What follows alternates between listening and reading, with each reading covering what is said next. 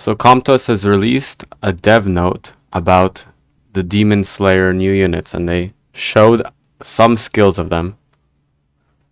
And I'm gonna give my opinion on it. I'm really hyped for this event because it's an anime rather than some sort of weird other collab, Cookie Run Kingdom, for example. Anyways, this is the unit you'll get for free, Gyomei Himejima.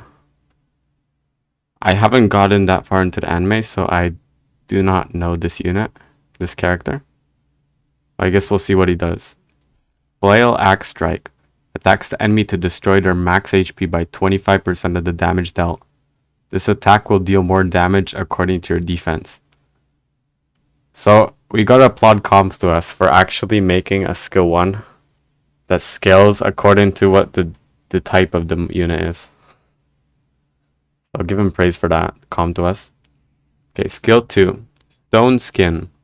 Attacks all enemies 4 times. So that's a lot of hits already. To deal damage proportionate to your defense, with each hit removing 1 beneficial effect with a 25% chance, and provoking them with a 25% chance.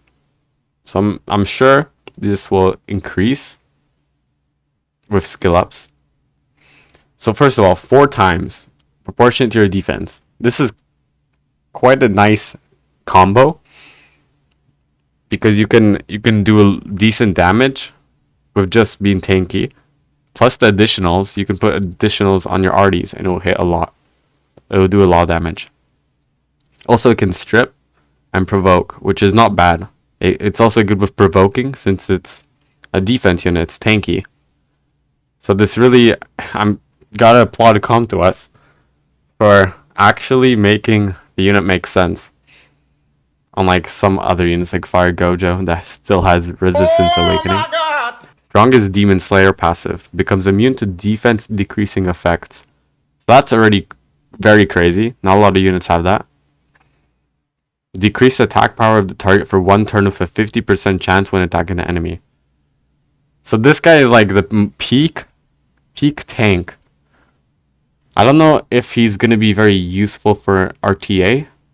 I'm sure he can be used for some points, but I see him more of a siege unit.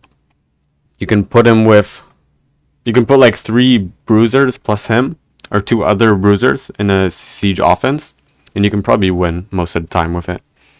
Like maybe you can do Feng Yan, Alia, and him, and it would be quite nice. So I'm glad we're getting it seems like he's useful. Well, first we'll have to see the awakening and whatnot. But then again, this looks still quite good. Alright, so the other unit we got given, Tanjuro Kamado. Light attack, LD5. Dance. Attacks the enemy to prevent the target from receiving beneficial effects for 2 turns with a 30% chance. So that does not do that much in terms of PvP. Sure, you can use it, it can be useful in some situations, but otherwise it's kind of like a filler skill. Increases the damage by 50% if all of your skills are on cooldown. This could be decent because if his other skills are on cooldown, if you already use them, he can still do decent damage, I assume. I mean, 50% is quite a great increase. Dancing Flash. Attacks the enemy to deal damage that ignores defense. Now that's a very good skill too. A lot of units, or not a lot, a few units have ignore defense. And those units that have ignore defense tend to be very good. Which means, this also means that Tanjiro might actually be usable. I mean, sure, there's like the Wind Gladiatrix that isn't used that much. And it has an ignore defense skill too. But there's also like Sonya, for example, which is ridiculous. It increases your attack bar by 50% when attacked by an enemy while dancing flashes on cooldown. So he basically gains Sonya's passive, except it doesn't have a condition where you need to be glanced on. Except you don't get to have a higher chance to be glanced on. But this is quite crazy, actually. Just think of it. Imagine this guy gets a speed awakening. I guess he probably most likely won't. I don't think Comtos is that is gonna do that, where he gives him a speed awakening. Because imagine this guy does skill 2 instantly, kills something, and then the opponent has a control unit, like Robo, for example. This guy gains 50% attack bar, and then he also has a crazy S1 that can do high damage. So this guy already seems quite good.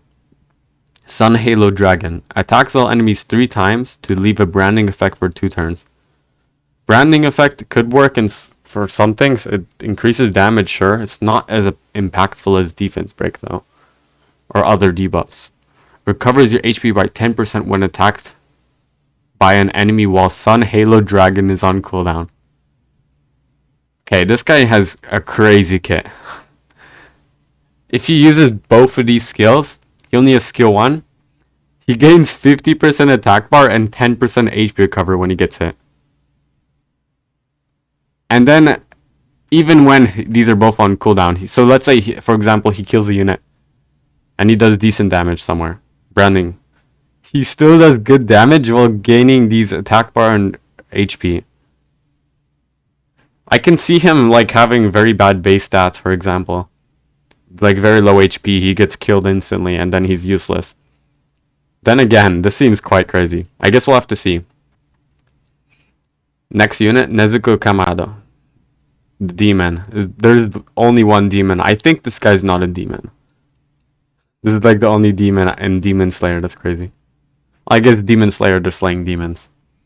But yeah. Another 5-star fire attack type. Powerful Scratch. Attacks the enemy 2 times to decrease its attack power for 2 turns with a 35% chance each. So it's nice that it's a multi-hit. And attack power break is actually not that bad. It's good against units that do damage, obviously. And breaking the attack power can make it do like no damage. Exploding Blood. Attacks all enemies 2 times. Okay, another multi-hit. The first hit blocks them from removing harmful effects for 2 turns with a 50% chance. So that debuff is not that good at the moment. It could be good against like specific units only, but it's kind of a niche debuff. And the second hit absorbs their attack bar by 20% with a 50% chance. The absorb is quite nice, but the first debuff is kind of a meh, to be honest. Sure, you can be good against Juliane's, Vermos's. Does it even counter Vermos? I don't even think it does exactly. But yeah, it's very niche. Flame Spiral, skill 3. Attacks all enemies to stun them for 1 turn. So that's already good. If a skill 3 AoE stuns, it's already good. Blocks them from receiving beneficial effects for 2 turns. Okay, it's kind of like a niche debuff as well. And then decreases their attack bar by 50%. Okay, that's huge. So this skill 3 does 2 debuffs and decreases attack bar. 100% activation. This seems actually quite good. This skill 3 is really good. It's basically a Wind Robo in one skill, except it doesn't strip. So it's not exactly a Wind Robo, but it does basically what a Wind Robo would do. Inosuke Hashibira. Okay, coming through. Attacks the enemy to stun for 1 turn with a 30% chance. Okay. It's a very average thing. Very average skill 1. Pierce. Attacks the enemy to decrease its defense for 2 turns with an 80% chance. Okay, so it's defense setup. Defense break setup. This attack won't land as a glancing hit. So that's nice that it will land defense break most of the time. But that's it. That skill 2 is very unimpactful, especially for a 5-star. But yeah, maybe a skill 3 will clutch up. Spatial Awareness. Removes all beneficial effects from all enemies and gains a turn instantly. Okay. So it removes beneficial effect and then gains a turn. Okay, so it can strip and then it can defense set up. And it won't glance.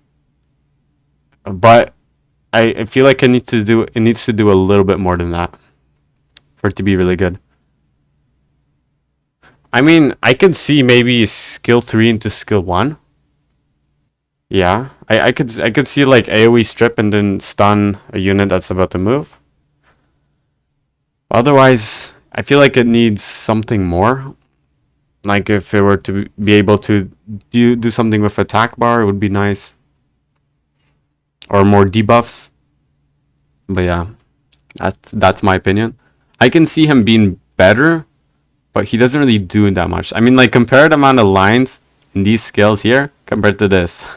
It's like so little as well. Zenitsu Agatsuma. Thunderclap and Flash. Attacks the enemy to decrease its defense for 2 turns with a 50% chance. Okay, that's defense break, 50% chance. It can maybe go to up to 75%, which is really good.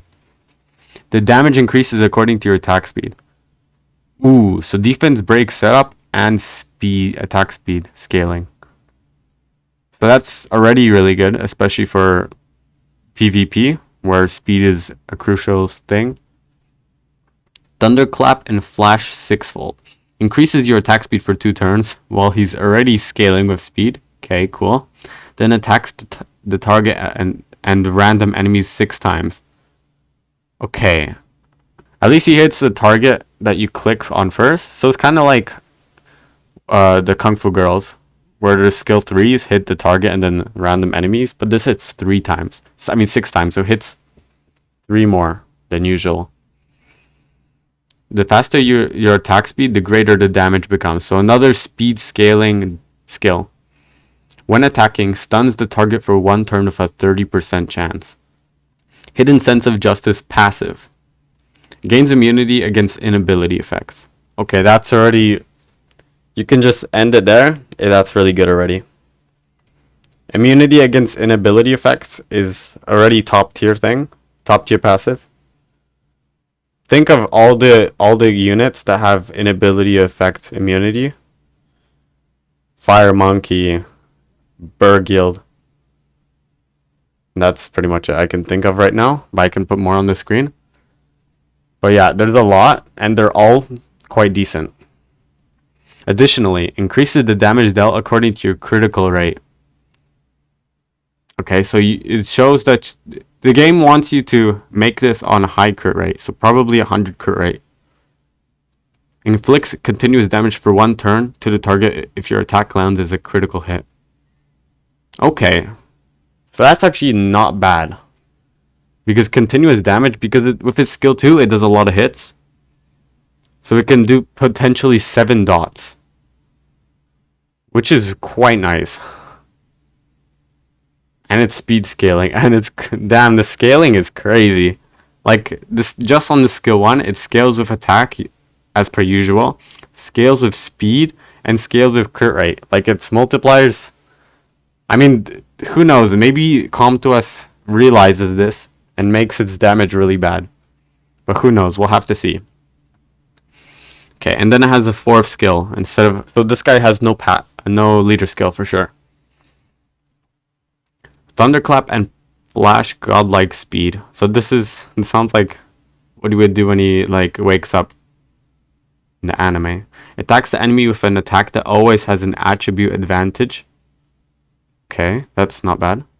It's dark though, so I mean, yeah. So usually it has no advantage, it's equal, but now it will have an attribute advantage on this skill only, and ignores effects that resist death. So I assume this is a Julian counter. You could counter Julian again. If you have attacked the enemy target with HP below 30%, deals additional damage by 30% of the target's max HP. So does that inherently just kill it then? Does it do 30% of the target's max HP, like as in true damage? If so, that's quite nice.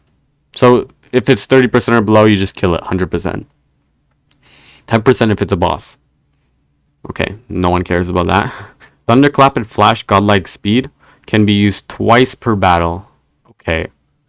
Ooh, so there's a limit how much you can use this. And increases your attack bar by 50% after using this skill. Holy moly. So I assume this has no cooldown. So if you go turn 1, you can use this once, gain attack bar, let's say Chandra pushes you up or something, your attack bar, Vela Jewel. You get this again, you use it again, and you get 50% attack bar, and then you can do skill 2 and stun a whole bunch of units with speed scaling attack damage. That's really nice. Okay, so after reading all of these, I'm actually quite impressed. I mean, it feels like the same as the Hackers. When the Hackers was released, at least especially the light one, it was seen as really good. And it is really good. So maybe this will be the same thing for these units. Where these units, they seem good, maybe they will be actually good. I'm glad to see that the LD5s are decent. Even though we're not going to get them. If you do get them, at least you won't be disappointed. Which is really important. Well, anyways, that's it. Thanks for watching. And see you guys in the next video.